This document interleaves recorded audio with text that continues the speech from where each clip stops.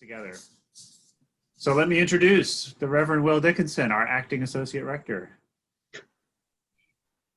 Thank you, Joe. It's very kind. Well, welcome everyone. We're so glad that you're with us this morning, and I'm sure a few more folks will sign on as we get started. This morning, we're going to talk about a profound part of St. George's work in this time, and indeed in all time. It's one of the first things that I learned about the parish when I started to pay attention a few years ago. It's one of the premier ministries of the church, and also one of the reasons that the church is known in the community. It's a really powerful theological work. It's a really powerful work of reaching out. It's a really powerful work of evangelism as well, of community indeed. Of course, I'm talking about the table. And we have a group of its wonderful leaders here, Wendy Cannon, Linda Carter, Chris Cook, and Linda Miller with us this morning. And the church may be online during this time, although this morning you may have seen at our 7:45 in-person service, we are inching back in a safe way. But the church may mostly be online, but its work in person has continued. Our Grace and Action Commission in particular is hard at work, continuing to meet needs in this time.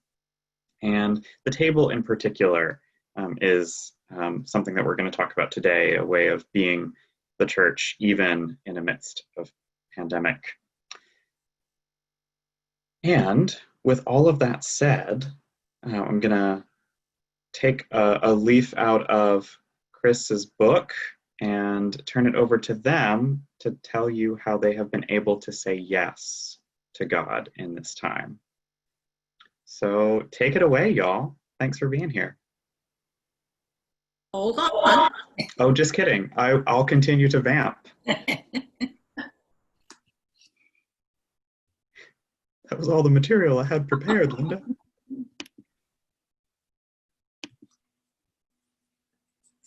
All right, so there's a little technical.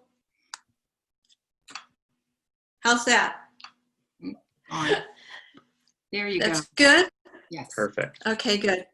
Well, thanks, Will, and good morning, everyone. Thanks for joining us this morning as we try to give you a snapshot of the table ministry and how it refocused its vision during this unusual time.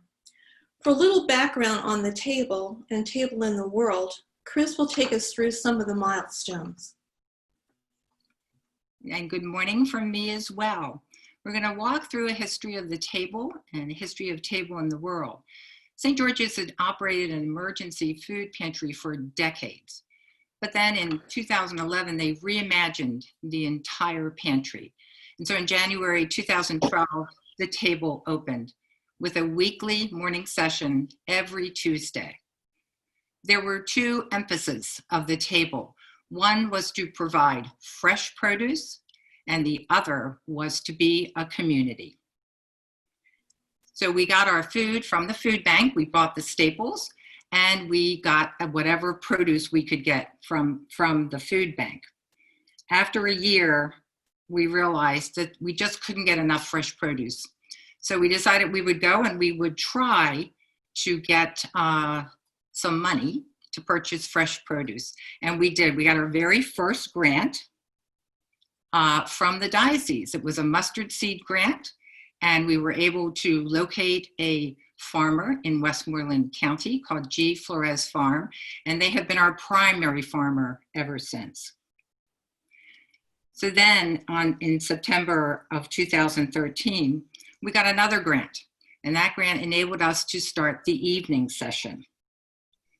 Now, even though we were now buying produce, fresh produce, we had some problems storing it. And some people will remember crates of produce in the hallways by the offices, and crates of produce outside of the church with ice and tarps as we tried to keep it fresh from its Sunday delivery to the Tuesday table.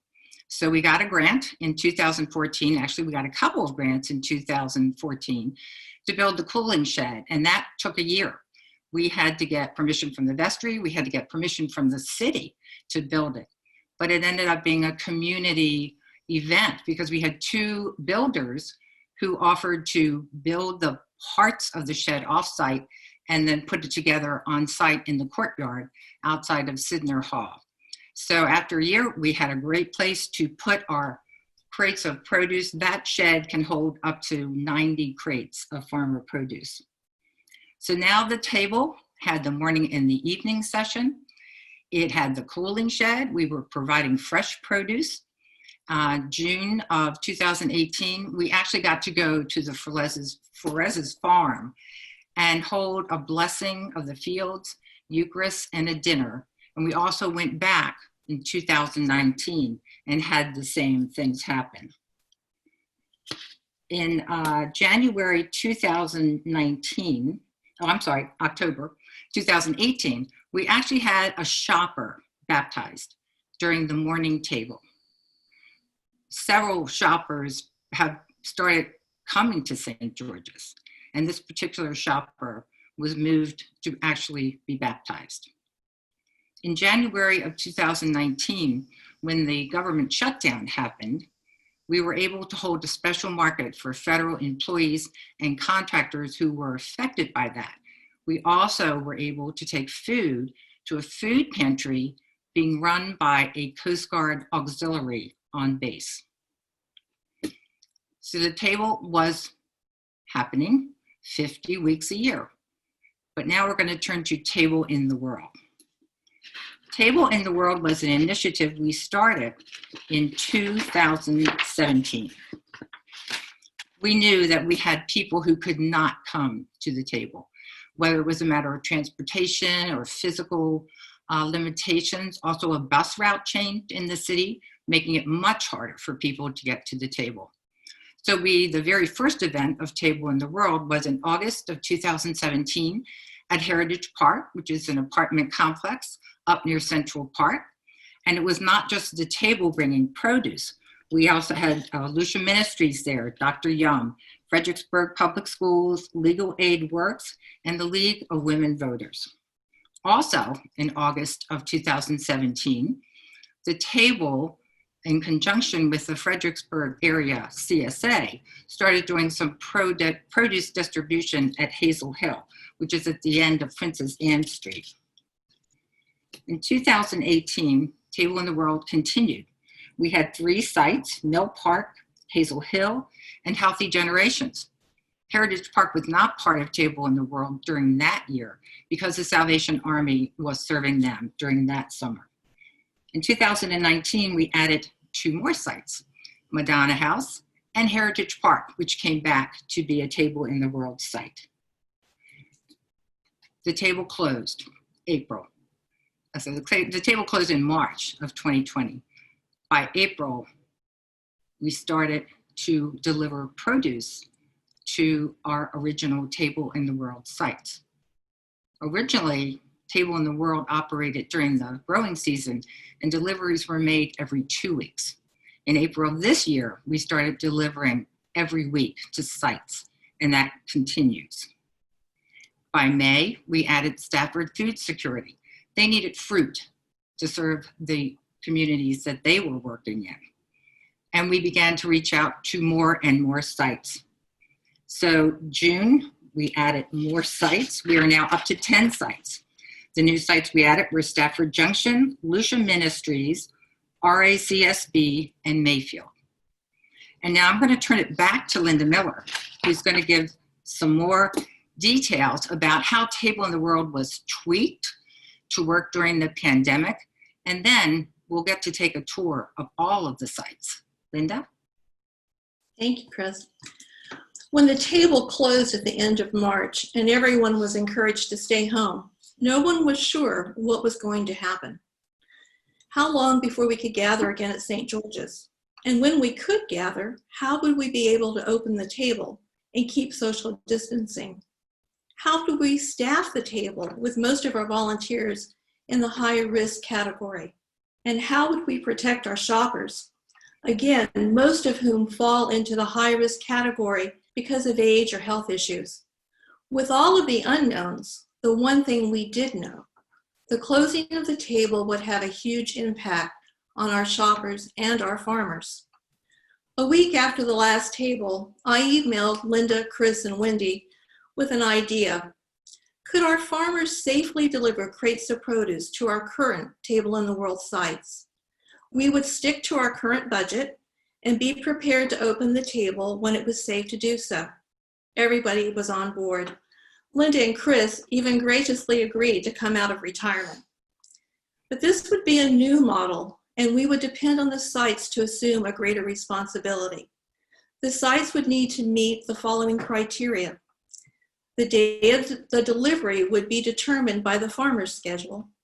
Staff at the sites would need to meet the farmer and accept the delivery. And staff at the sites would be responsible to distribute the produce safely. We knew from our experience at the table that fresh fruit is always welcomed, and we could have that delivered through a local produce supplier.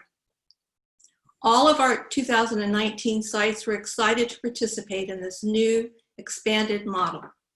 As we moved into May and June, it became clear the table would not reopen in 2020. Taking that into account, we began to expand to other sites. This new vision was going to come with a hefty price tag. We already knew the cost of our farmer produce was scheduled to increase by more than 20% in 2020. And fresh fruit is always cost a little bit more, but it's so appreciated by our shoppers. The new Table in the World was possible because the table has been so fortunate to have a strong commitment from the community. Because of that generosity and believing in God's abundance, we were able to step out in faith. The funding has come from the table and the Table in the World 2020 budget, and 3 grants we've received since starting this expanded Table in the World. We have 3 applications in for additional funding, and we continue to look for new grant opportunities. The table from its very beginning has been a ministry inspired by the Spirit. It has grown and evolved because the Spirit is always present, whispering, "What if?" Now for a quick tour of our 10 sites. Stafford Food Security is a new site for 2020, but not a new partnership for St. George's. Stafford Food Security normally works through schools to offer emergency backpacks filled with the makings for a dinner for a family of 4. In 2018, Stafford Food Security partnered with several Micah churches, including St. George's, to provide the emergency backpacks to students in Fredericksburg Public Schools. Many of you may have worked with Ann Tebbett in filling and delivering these bags. With the onset of COVID-19, Stafford Food Security also had to modify their program. They now offer boxes of shelf-stable food, cookout dinners 2 to 3 times a week in neighborhoods throughout Planning District 16, and provide dinners through Micah at hotels housing Micah clients. They are providing meals to nearly 1,000 people weekly, and Table in the World is happy to provide fresh fruit and cheese for this program. Stafford Junction is a new site for 2020. Stafford Junction is a faith-based nonprofit organization that serves high-need children, youth, and their families residing in 7 neighborhoods in Stafford County. Since June, we've been providing them 8 crates of fruit, bananas, apples, and oranges, that's distributed to 30 to 40 families. And now, Chris. We're going to move on to Lucia Ministries. Lucia provides bilingual services to the local Latinx community. They receive a total of 20 crates of produce, eggs, and fruit every week. From that, they distribute up to 40 food boxes to their community. In addition, Lucia provides fruit and produce to the owners of a local cleaning company who employ a small staff of immigrants who are working hard to get established in our community. With the pandemic, they found that their hours were cut a lot, so their income was cut.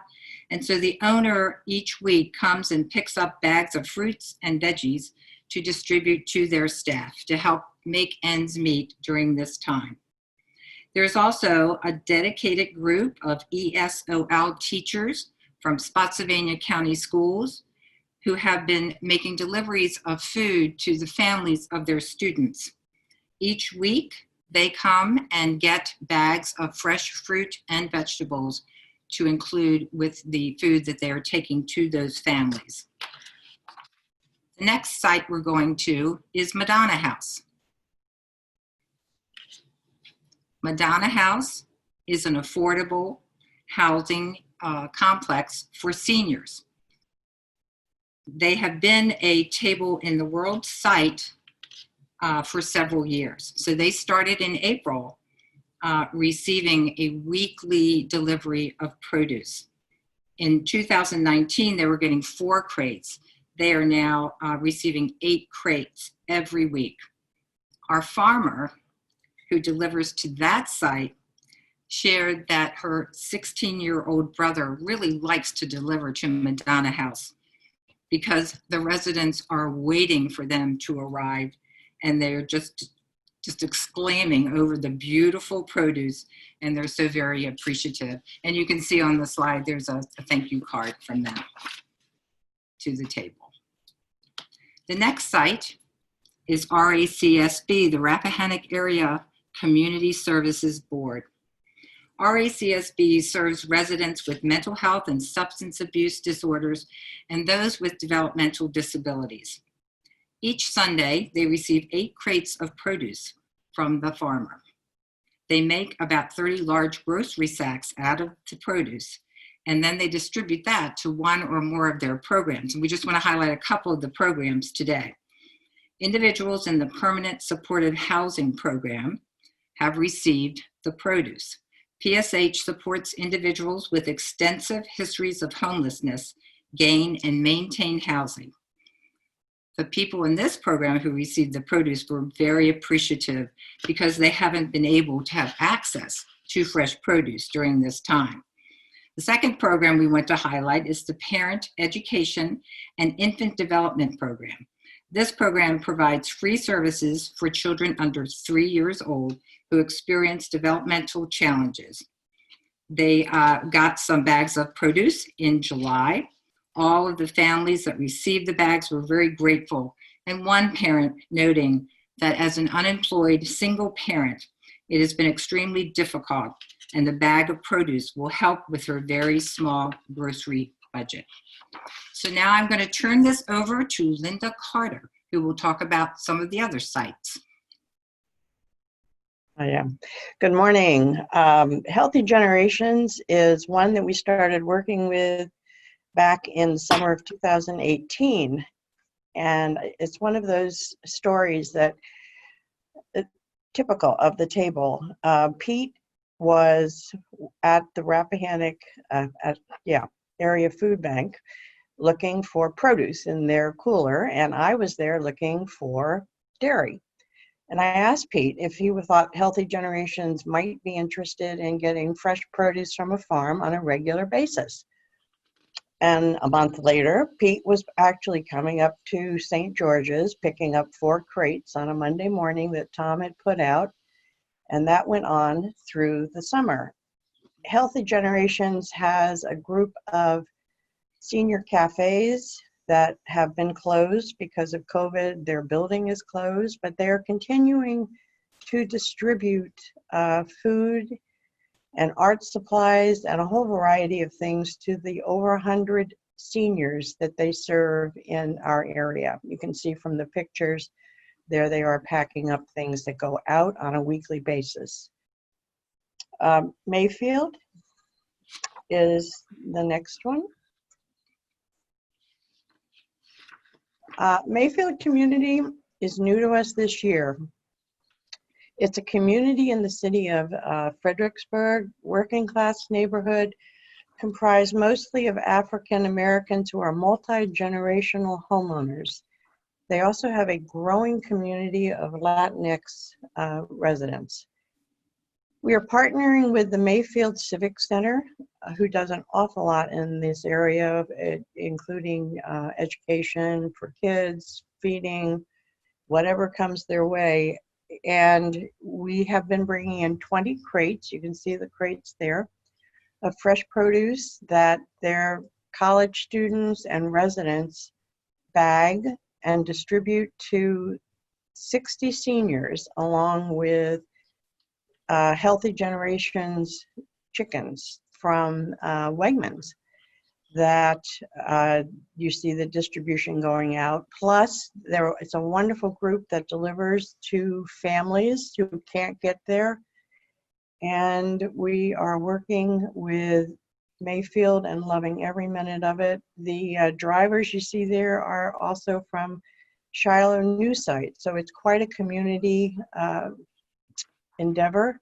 And Stafford Food Security has done a big barbecue there. So we are all connecting at Mayfield with Stafford Food Security and Healthy Generations.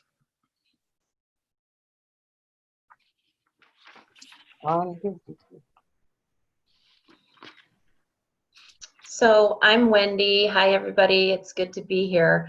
I am going to introduce you to 3 sites, and all 3 of these are original Table in the World sites, and we're very happy that we're able to continue this work with each of them. The slide you see right here is Mill Park Terrace, which is an apartment complex directly across the street from Old Mill Park. It's 129 units of affordable housing for seniors over age 62 that have low and moderate incomes. We began our work at Mill Park because several of our shopper volunteers at the Tuesday Table were residents of Mill Park, and they knew of their neighbors that lived there who could not make it to the table. And so that's how we ended up being a Table in the World site there. In the pre-COVID days, I was often there for deliveries at Mill Park. Their staff and residents so excited for the arrival. They always had a group of volunteers on site who were able to hand out the produce. Because of COVID-19, though, the residents can no longer shop as they used to, but they have their produce delivered directly to their apartments. So now they are receiving 10 crates weekly, and you can see the staff there safely delivering to the apartments of an average to 40 to 50 people who receive produce every week from the table. So that is Mill Park. And next we go back to Heritage Park, which has a special place in my heart because I remember that first Table in the World initiative. It was kind of like a community fair. We were all there. I was actually there with the Dr. Young table, and I was cooking up stir fries and blending up smoothies. And it was just such an amazing feeling to see everyone come out of their apartments and how excited they were to see the fresh produce. And so Heritage Park has remained a Table in the World site, with that one exception of the summer when Salvation Army was providing their produce. But right now, a lot of the residents have, and this is from their resident services coordinator. I'm going to share a little bit about what she said. Her name is Michelle, and she said, a lot of the residents who do have health issues, current chemo patients, and those with compromised immune systems participate and are so very thankful for the additional resource of having fresh produce. Many are on restricted diets, and it can become a financial issue to eat the kind of diet that their doctors suggest. They've expressed since last year that they are so glad to have access to it because it's not always easy to get to the grocery store or the local farmers market because of transportation. Financially, the produce that is brought has lifted a burden for those who receive minimal food assistance for themselves and their family. They can have fresh fruits and vegetables without having to spend a lot of money. This program has definitely been a blessing to many. We have over 400 residents of all ages in our 202-unit complex, with at least 60 households that participate every week. We cannot thank you enough for this, and we hope that we can continue to be a recipient of the kindness and generosity of the table at St. George's. I couldn't have said it any better than she did. So we'll move on to Hazel Hill, which is another site that is near and dear to me. This is one of our originals, and we have a great partnership with the CSA.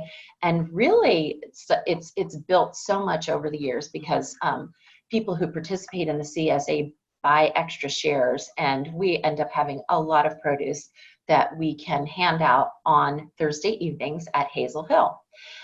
This initiative has always been led by some St. George's members who are actually residents of the neighborhood. So Jen Wolven leads up this team. Her mom, Tommy, is there. Eleanor Spears is there. You can see in the far left picture, Delphine is a longtime table volunteer and shopper. And the one holding the wagon is a young lady named Sierra, and she and her mother, Corrine, have been longtime Hazel Hill volunteers. So Hazel Hill has 147 units of Section 8 housing and Section 42 housing. And even though it's at the base of Princess Anne Street and a few blocks of walk to St. George's, we found that many of the residents there were not leaving the neighborhood to come to the table.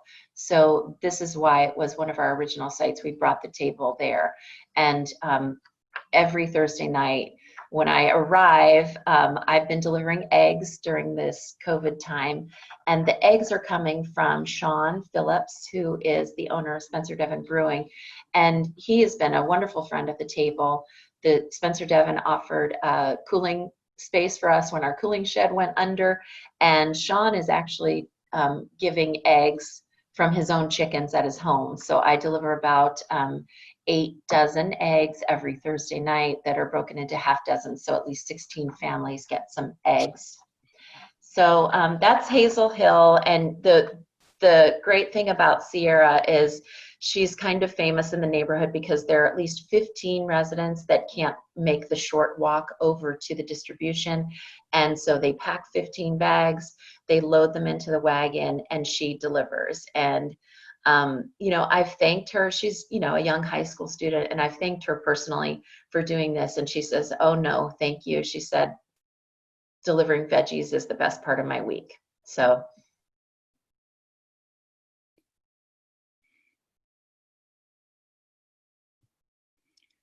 So thank you, Wendy and Linda, and we hope you all have enjoyed your socially distant tour of the 10 Table in the World sites. Wendy was just talking about the young volunteer that her delivery of veggies every week was the best part of her week. And we know that many of you, being at the table each Tuesday or picking up food donated to the table, became the best part of your week. So we want to spend a minute talking about community. We talked about this before, saying that the table really had 2 focus. One was fresh food, produce, and fruit, and the other was to be a community. And that was the vision. The vision of the table was to provide more than food. We would say that the food was just a reason to get together, and that the table was to be a community, and it became a community. All were welcome to shop, to volunteer, to give, to be part of that community, and it worked. Although a ministry of St. George's, support for the table comes not only from the community of St. George's, but from the much wider community. When we started and tweaked Table in the World to make it work during the time of pandemic, we were concerned about, well, there'd be a loss of community. We can't go to the hall every Tuesday and make this happen. And it takes about 50 people to make the Tuesday table happen every week. So we know you're missing it, we're missing it. But after a while we realized, and as you could tell from seeing the pictures and hearing the stories about the sites, that the community has moved into the community. We don't all go to sites every week. The sites take the responsibility of getting those deliveries, packaging them, making sure people know that the food is available. So the community is still there. It's a bit different from what we're used to, but it's there. And finally, we want to say thank you. We are so thankful for all the generosity of all of you, everyone in the community. We are thankful for anybody that donated cans of tuna or rolls of toilet paper when we asked in the St. Georgian, this is what we need. Those of you who pick up food that's donated through Wawa, Jimmy John's, Panera, Old Town Butcher, and those of you who spent hours either in the church kitchen or in your own homes bagging up produce and pastries.